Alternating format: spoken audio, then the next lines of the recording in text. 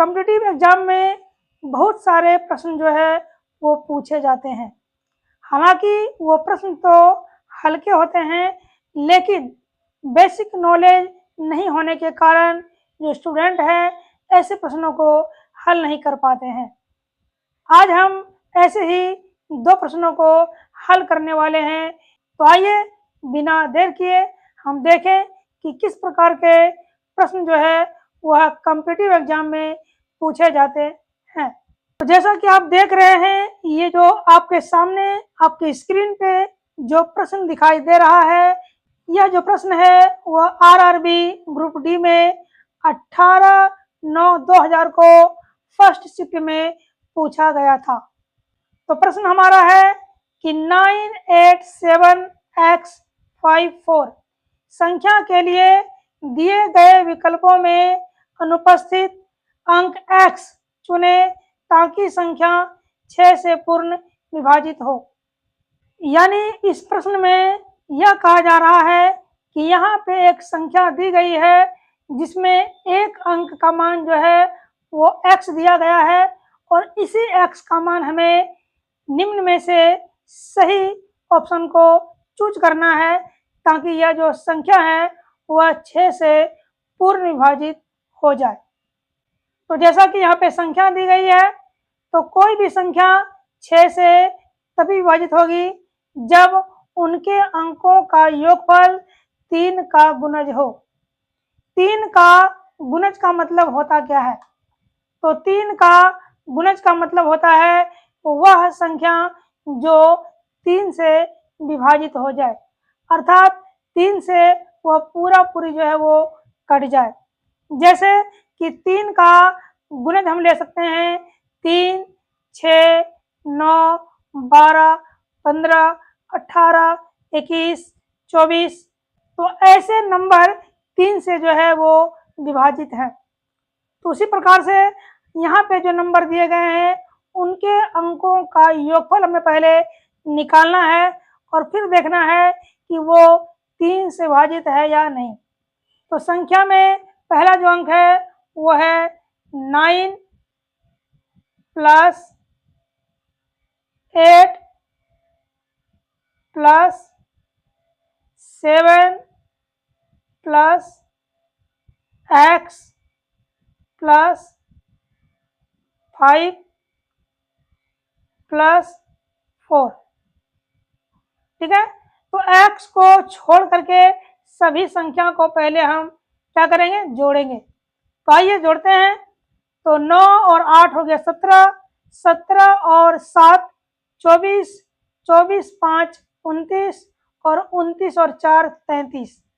तो हम यहाँ पे लिखेंगे 33 + x।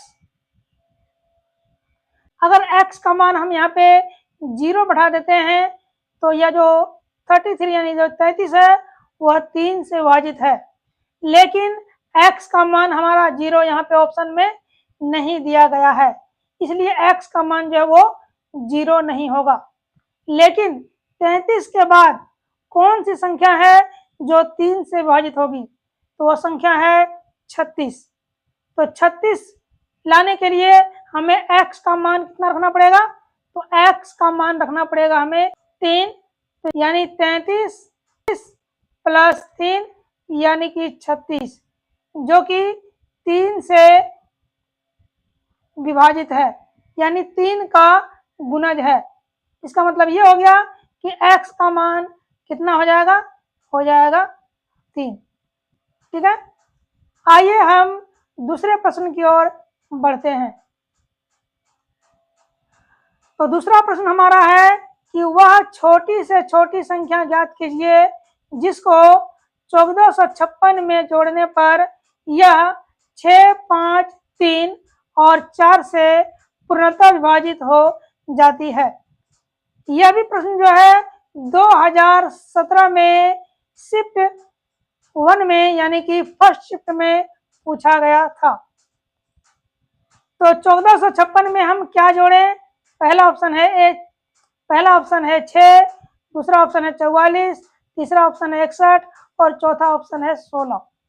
तो आइए हम इस प्रश्न को हल करते हैं। सबसे पहले हम 6, 5, 3 और 4 इस चारों संख्या का एलसीएम निकालेंगे। तो इस चारों संख्या का जो एलसीएम का जो मान हो जाएगा वो हो जाएगा 60।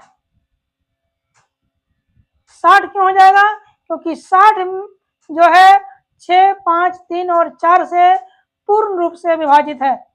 यदि आप डायरेक्ट एलसीएम का मान डायरेक्ट मान नहीं निकाल पाते हैं तो आप यहाँ पे 6, 5, 3 और 4 लिख करके एलसीएम का मान निकाल लें। ठीक है, तो हमने यहाँ पे एलसीएम का मान 60 लिख लिया है। अब क्या करना है? अब जो है 1456 में हम इसी 60 से भाग देंगे। तो 1456 और भागा देंगे हम 60 से। तो 60 से जब भागा दिया जाएगा तो पहला जो है भाग लगेगा 2 बार में। तो 60 दूनी हो गया 120। अब इसको हम घटाएंगे तो यहाँ बचेगा 5 और यहाँ बचेगा 2, यानी हो गया 25। अगला जो डिजिट है वो है 6, तो हम यहाँ 6 उतार लेंगे तो हो जाएगा 256।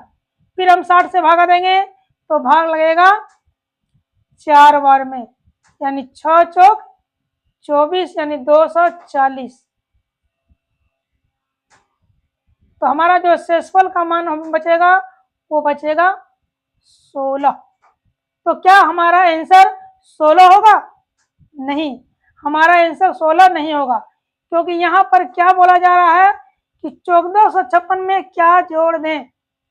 ठीक है, इसमें हम क्या जोड़ दें? तो देखिए यहाँ भागा लगा है 24 बार में। अगर यहाँ पर शेषफल हमारा ये 60 बच जाता तो 24 की जगह 25 बार में भाग लगता। इसका मतलब हमें यहाँ चाहिए 60, लेकिन मेरे पास है कितना? 16। तो अभी संख्या कितना हो जाएगा? तो 60 में से हम 16 को तो 60 में से हम 16 को यहाँ पे घटा देंगे तो हमारा जो आंसर हो जाएगा वो हो जाएगा 44 यानी कि 44। इसलिए हमारा इस प्रश्न का जो राइट आंसर हो जाएगा वो हो जाएगा 44। तो आप भी इस प्रकार से कोई भी मैथमेटिक्स प्रश्न को हल कर पाएंगे जब आपका बेसिक नॉलेज मजबूत होगा। और इसके लिए आपको सब्सक्राइब करना पड़ेगा हमारे इस चैनल को, जहाँ पे ऐसे ही यूजफुल वीडियो लेकर अक्सर हम आते हैं। आज के लिए इतना ही, धन्यवाद।